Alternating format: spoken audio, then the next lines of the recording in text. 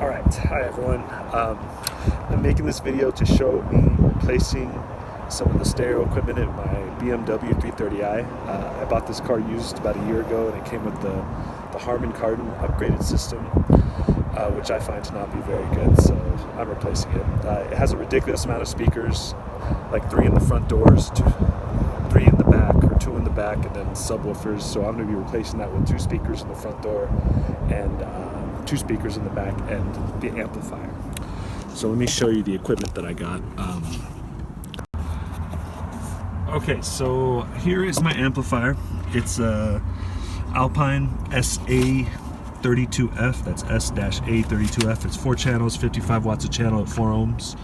One of the things that's tricky about the BMW system is that the speakers are 3 ohms, so generally you want to be careful if you're putting in an amp and driving the factory speakers with them. In my opinion, it's better just to replace the speakers, but you know, it's up to you.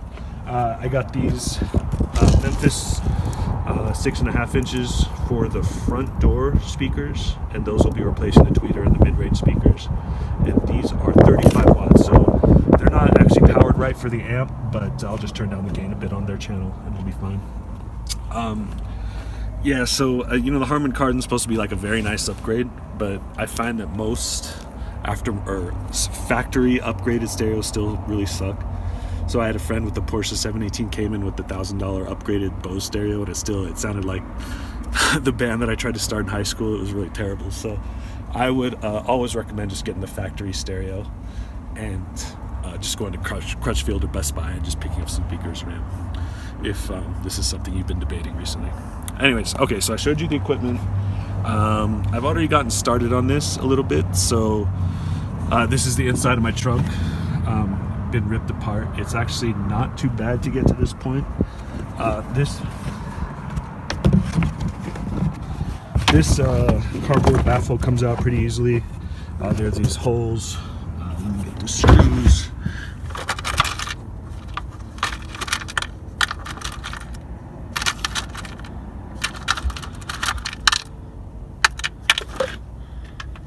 Where the fuck are they? Yeah, so you see these plastic fasteners. You can just pop these out right here with the flathead screwdriver or a trim tool. I do recommend having a box of these extra, especially on older cars where plastic tends to chip pretty easily. The only tricky part about removing this that you may run into is that if you look towards the front of the trunk on the left side, there is one of these things between the rear seat. The rear seat like tends to cover it up, so I just use two trim removal tools. I pried the seat away with one, and then I was able to pop this out with the other. It's pretty straightforward. What else? I don't know. Oh yeah, so once you remove that, this is the factory amplifier, and you could probably remove it without doing this, but I went ahead and removed these plastic little storage cubbies. It's just 4 bolts. Each of them, it works also pretty easily. And then you can pull the amp out. It's like this. So sorry for the background noise. It's down here.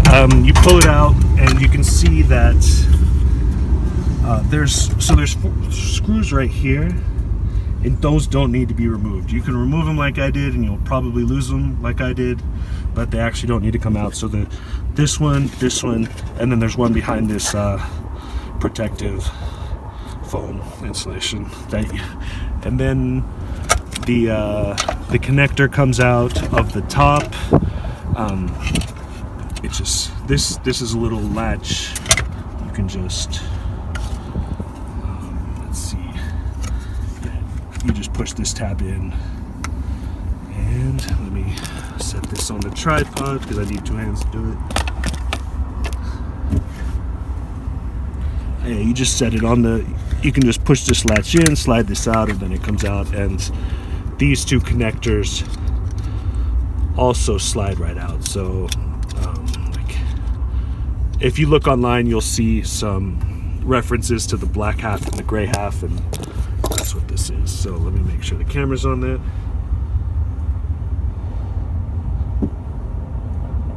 Still recording. Sorry, technical difficulties. So let's see. Let me not show you my watch instead of what I'm actually doing. Yeah, so I think how did this come out? There is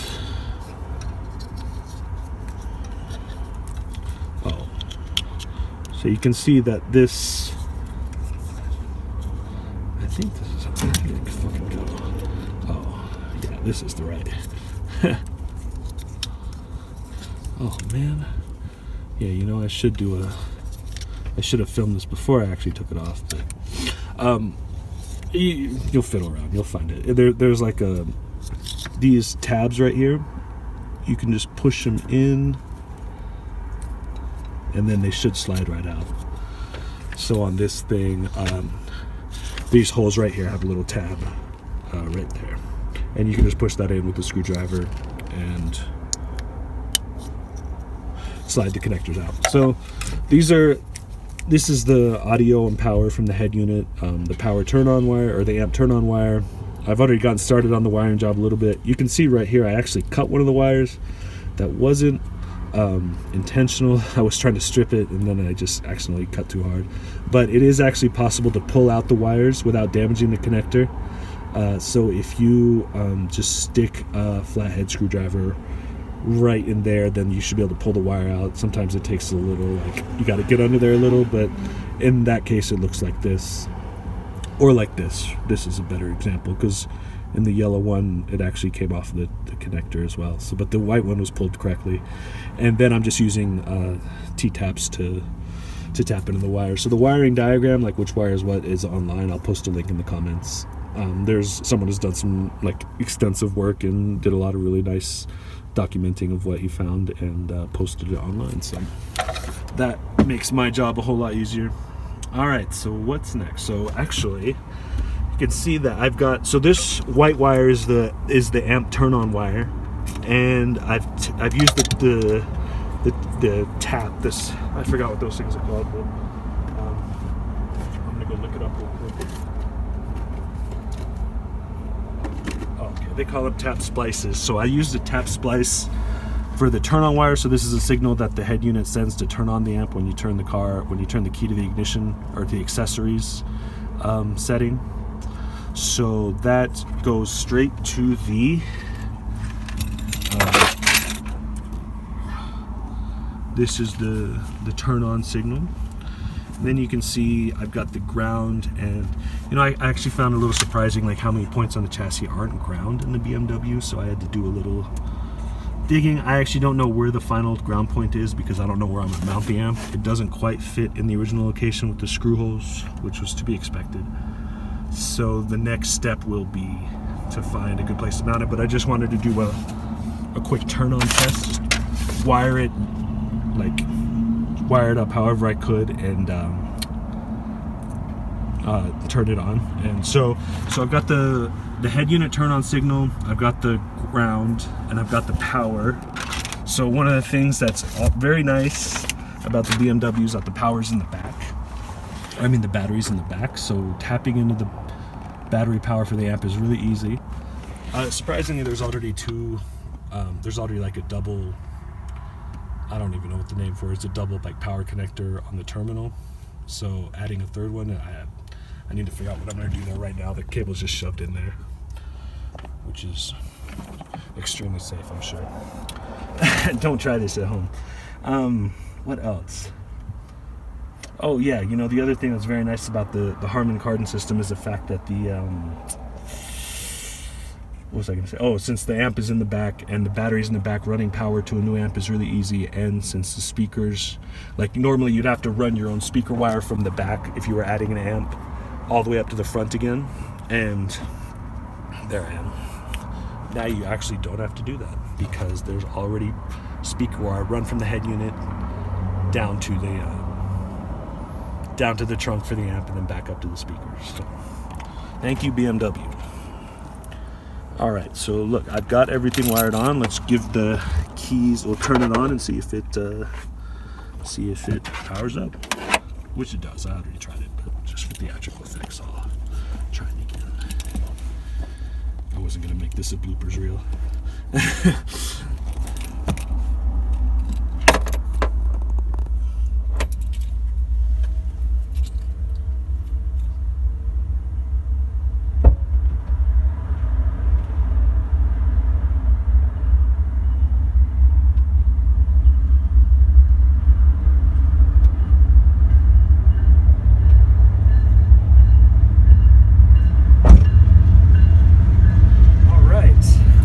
As you could hopefully see, or hopefully there wasn't too much glare, the blue power light on the amp flipped on, so we are good to go in terms of power, in terms of just like making sure that we have like the ground and the right wire tapped and everything like that. So that's a good sign. The next step I think will be for me to tap, similar to how I've tapped this wire right here for the amp turn on, I will tap the wire for the head unit output, so the front left and front right. I will tap those, feed those to the amp, and then since I've only got so I'm doing this like step by step, so I replaced the front speaker I replaced one front speaker in the passenger side door, and because it's not made for the factory amp, it sounded terrible. Like there was a crossover, so it didn't use the tweeter. It's all sorts of details. So I will hook up that speaker, then I will install the front left speaker, and then hook up those. And then I actually haven't bought rear speakers yet, so I'm just gonna go without rear speakers for a little while until I buy those, probably from Crutchfield again. There's your free ad, or here, not free ad, there's your advertisement for the video. And then hopefully I should be done with this in at least the front speakers in a couple days, and then after that, when I get the sorry for the glare, when I get the new rear speakers from Crutchfield, then I'll put those in. So yeah, it's an exciting project. It's fun. I will be sure to record more video as I make further progress. All right, thanks.